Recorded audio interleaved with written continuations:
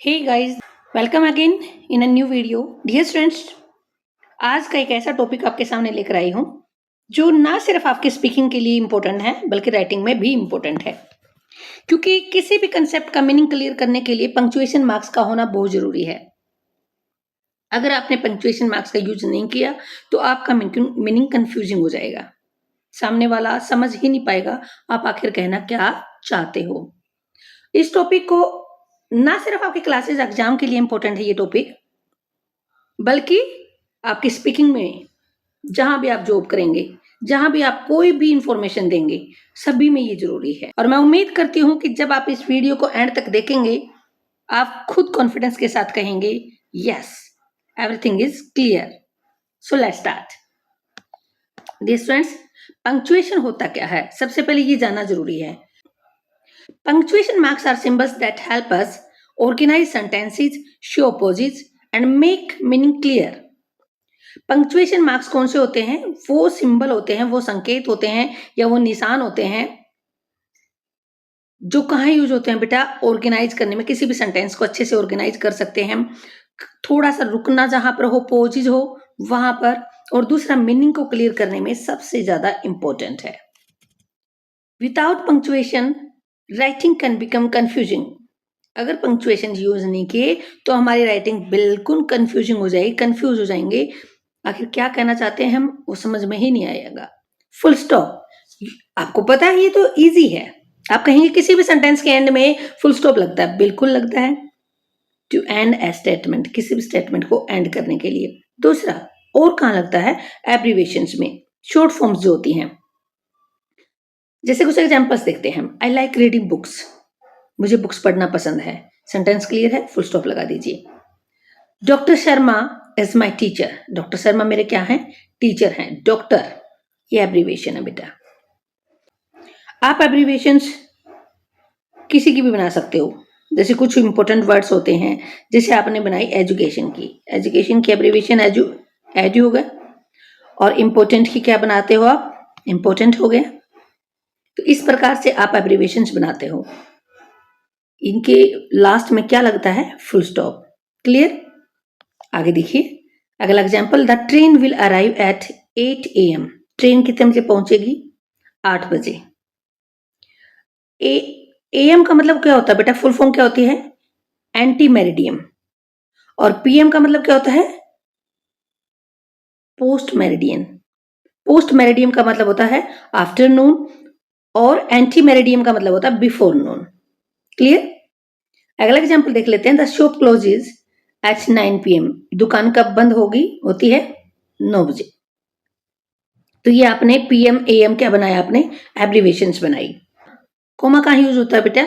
जहां पर हम हल्का रुकते हैं, थोड़ा सा आपको रुकना होता है, वहां पर कोमा का यूज करते हैं। To separate items in a list, एक लिस्ट बना लिया आपने। मान लीजिए किचन का कोई सामान खरीदना है, या फिर आप ड्रेसेस खरीद के आ रहे हो, तो वो सारे आइटम्स की आप एक लिस्ट बनाते हो। उस लिस्ट में हर नाउन के बाद आप क्या लगाएंगे? कोमा यूज करेंगे। आफ्टर इंट्रोडक्टरी वर्ड्स और फ्रेजेज, इंट्रोडक्शन के लिए जो भी वर्ड्स यूज करते हैं उसके बाद कोमा, फिर उसको सेपरेट दूसरे वर्ड से कर देते हैं। फ्रेजेस क्या होते हैं बेटा? छोटे सेंटेंसेस का जिनका मीनिंग पूरा नहीं होता हो, जो आपके सेंटेंस के अंदर ऐड होते हैं। ग्रुप ऑफ वर्ड्स कह सकते हो। टू सेपरेट क्लोजेस, क्लोजेस को सेपरेट करने के लिए भी आप किसका यूज करते हैं बेटा? कोमा का यूज करते हैं। एग्जाम्पल देख लेते हैं कुछ। I packed my bag with books, pens and my lunch, मैंने मेरे बैग को पैक किया जिसमें बुक्स डाली, पेन डाले। बुक्स के बाद कोमा, पेन के बाद कोमा। क्यों? क्योंकि लंच बॉक्स भी ऐड करना है आपको। और कोमा लगा करके एंड के, कोमा के बाद एंड क्यों नहीं लगा सीधा? क्योंकि बुक्स और जो पेन है वो अलग आइटम्स होते हैं, और लंच बॉक्स बिल्कुल सेपरेट आइटम हो गया जो ईटिंग मटेरियल जिसमें डलता है। Clear? The weather was cold but we still went outside. The weather was cold, sentence complete है, लेकिन हम इसके साथ कुछ और भी करना चाहते हैं, तो इसके लिए हल्का सा पोज लिया है यहाँ पर, तो उसके लिए कोमा लगाया। मौसम ठंडा था परंतु फिर भी हम बाहर गए। Clear? Yes, I will help you. जैसे सपोज कीजिए मैंने पूछा विल यू हेल्प मी, तो आपने आंसर क्या दिया, यस, हाँ मैं आपकी हेल्प करूंगी। तो यस से आपको यहां पर फोकस डाला आपने, हल्का पोज लेना आपको, yes I will help you, ऐसे नहीं, yes I will help you. Speaking में भी सुधार लाता है बेटा।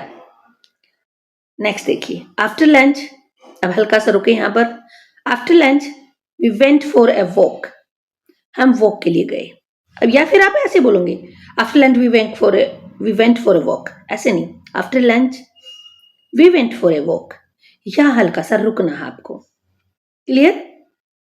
क्वेश्चन मार्क से तो क्लियर, आपको पता ही है कि जब भी आप डायरेक्ट क्वेश्चन पूछते हैं किसी चीज आपके सामने वाले से, तो आप क्वेश्चन मार्क का यूज करते हैं। डायरेक्ट स्पीच के अंदर आप क्वेश्चन मार्क यूज करते हैं, जैसे आपको इंटरोगेटिव साइन जिसको बोलते हैं आप।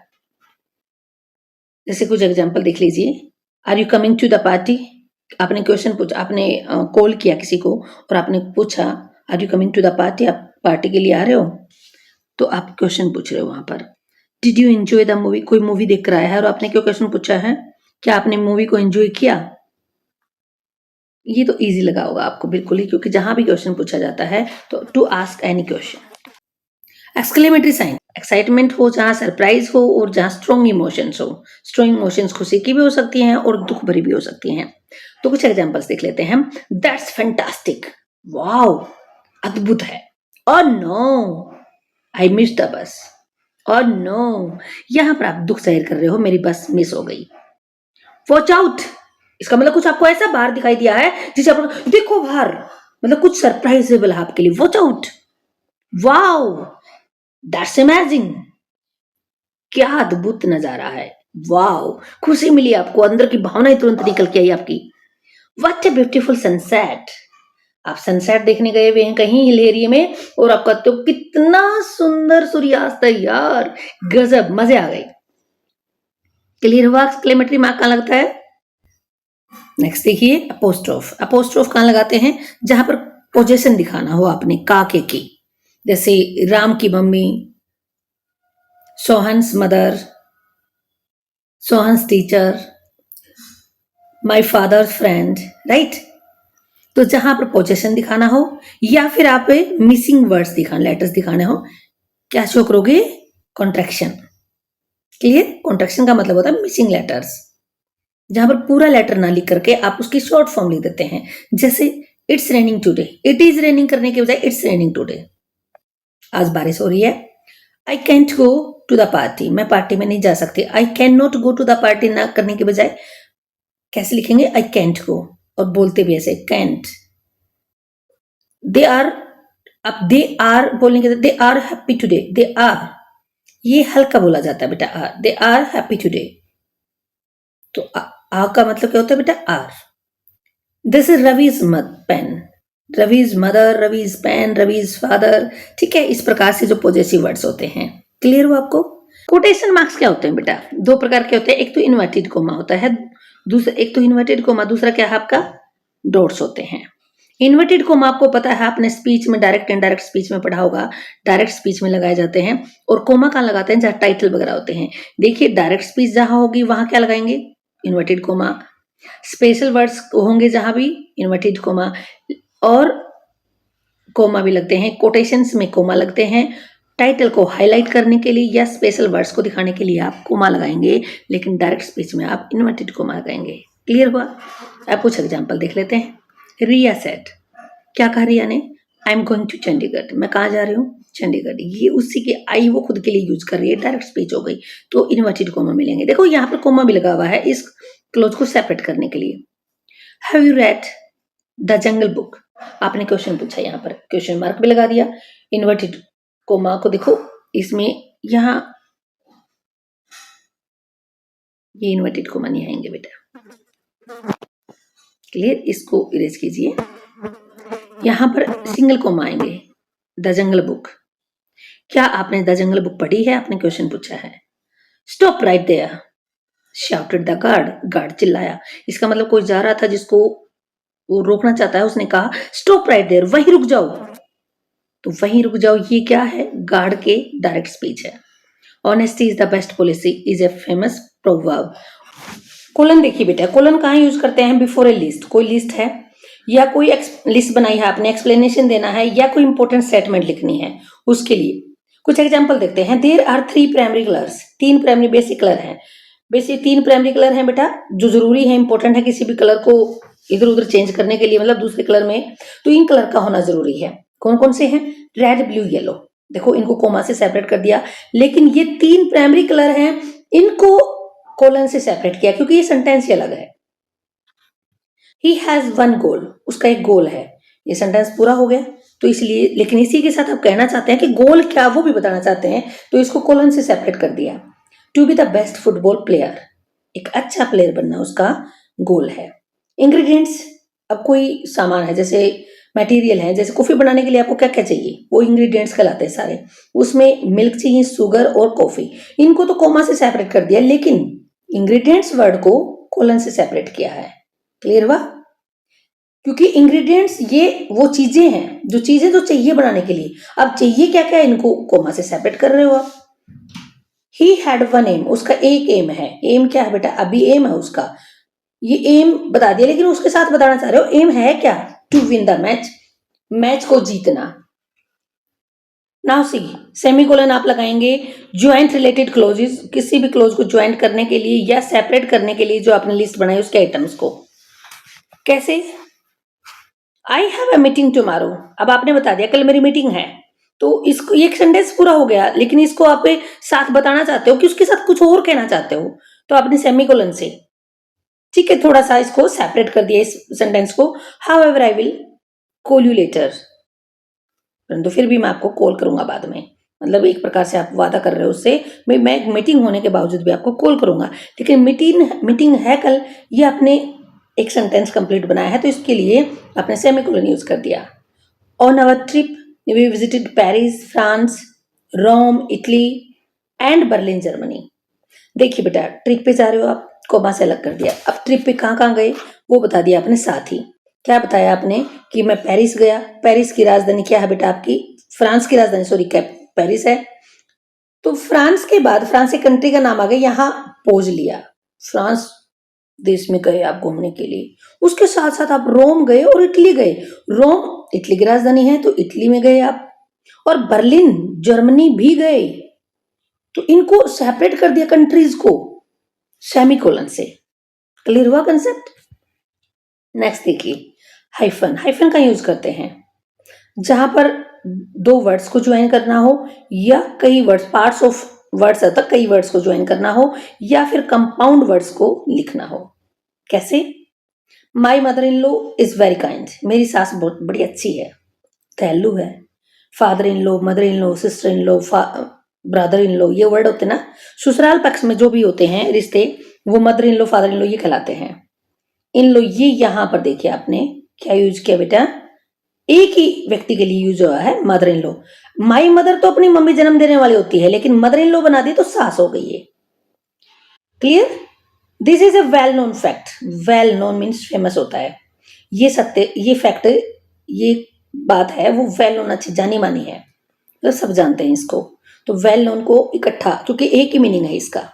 Please use the 25 rupees. अब 25 रुपीज कैसे करेंगे? क्या अलग अलग लिखते हैं? ऐसे तो लिखते हैं आप 25 रुपीज, ठीक है, तो 25 को इकट्ठा लेकर के रुपीज भी साथ लगा दिया, तो ये हाइफन यूज किया। क्लियर? नाउ सी, डैश का यूज करते हैं चाहे लंबा पोज हो, चाहे प्रेजेंट ज्यादा हो, एक्स्ट्रा इन्फॉर्मेशन ऐड करना चाहते, एक बात तो बता दी आपने, उसके साथ एक और इन्फॉर्मेशन डालना चाहते हो आप कि लो जी ये काम और है इसके साथ। जैसे फॉर एग्जाम्पल के लिए आप कहना चाहते हो, या फिर सडन चेंज भी आ जाए आपके विचार में, एक अच्छी बात बता रहे हो, तुरंत नेगेटिविटी आ गई, तो वहां पर भी आप इसका यूज करेंगे।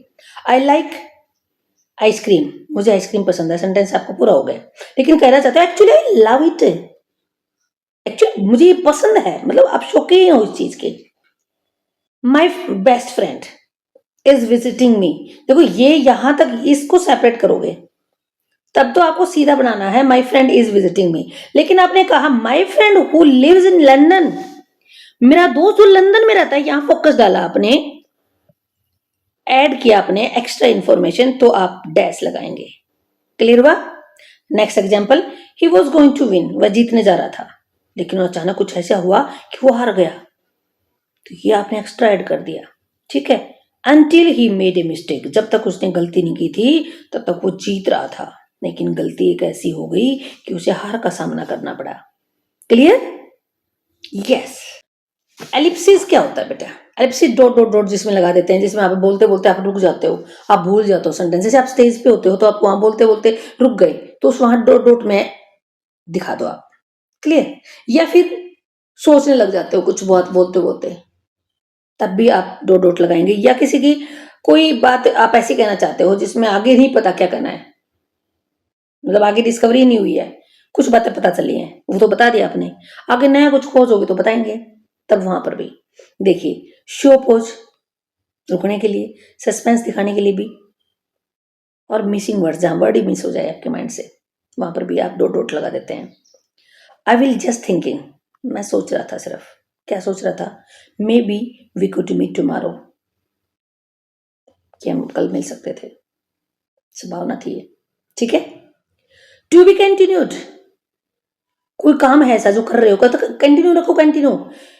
इफ ओनली आई हैड, अगर मैं कंटिन्यू रखती हूँ, वेल नेवर माइंड, अगर मैं इसको कंटिन्यू रखती हूँ तो बुरा मत मानना। देखिए मैं कंटिन्यू रखती हूँ, यहां पर करना चाहते हैं इस कार्य को जो कर रही हूं अभी, यहां डॉट डॉट में छोड़ दिया, और वेल नेवर माइंड बुरा मत मानना फिर। क्लियर हुआ? आई वॉज थिंकिंग, मैं सोच रही थी, फिर सोचने लग जाती है, रुक जाती है, फिर बोलती है maybe we could go for a walk, मैं सोच रही थी कि हम वॉक पे जा सकते थे, ये बात सोच रही थी वो, तो हल्का डो डो डो दे दिया, पोज दे दिया, यहां पर रुक गए। द स्टोरी कंटिन्यूज, कहानी लगातार जारी रहेगी। जैसे आपके सीरियल वगैरह देखते हो ना, सीरियल में क्या कहते हैं कि ये सीरियल जारी रहेगा, कल देखेंगे, तो इसका मतलब ये हुआ कि यहाँ स्टोरी है, अब आगे की स्टोरी अगले पार्ट में देखिए आप, तो आपने डॉट डॉट दे दिया। Clear concept? Now brackets, brackets में कहाँ यूज करते हैं बेटा? आपने मैथ्स में बहुत ज्यादा यूज होता है ये ब्रैकेट, ठीक है। पैरेंथेसिस जिसको बोलते हैं, parenthesis, add extra information, extra कुछ जाना बताना चाहते हो या क्लैरिफिकेशन देना चाहते हो कुछ भी। फॉर एग्जाम्पल देख लीजिए, the capital of India, the capital of India is very crowded, India की राजधानी बहुत ज्यादा भीड़ भड़ाके वाली है, तो राजधानी भी बता दिया हमने। अरे क्या नाम है राजधानी का? राजधानी का नाम क्या है? न्यू दिल्ली, बता दिया आपने साथ साथ। Please give me a call, मुझे कॉल कर देना, लेकिन आपने ये भी बताया साथ में कॉल कब करना? एनी टाइम बिफोर 8 PM, 8 बजने से पहले किसी भी टाइम। क्लियर? एक्स्ट्रा जोड़ दिया आपने। अगला देखिए, ही फाइनली आंसर्ड, आखिर में उसने उत्तर दे ही दिया, दैट ही वाज टायर्ड, कि वो थक चुका था।